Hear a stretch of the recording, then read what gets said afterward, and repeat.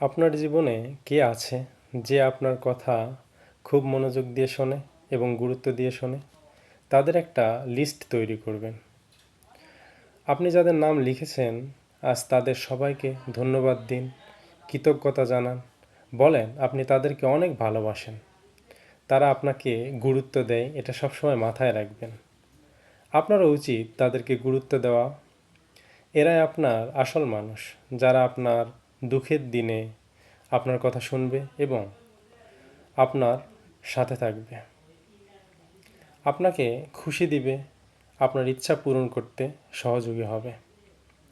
ইচ্ছা পূরণ এক অদ্ভুত অনুভূতি, ব্যাপক ফুরফুরে লাগে এবং পরে সব কিছু ম্যাজিকের মতো ঘটতে থাকে।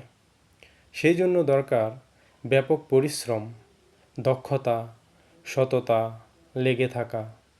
তাই অনেকবার ব্যর্থ হলেও স্বপ্ন পূরণের অনুভূতি সকল ব্যর্থতার গ্লানিকে ধুয়ে মুছে ফেলে এক নিমিষেই।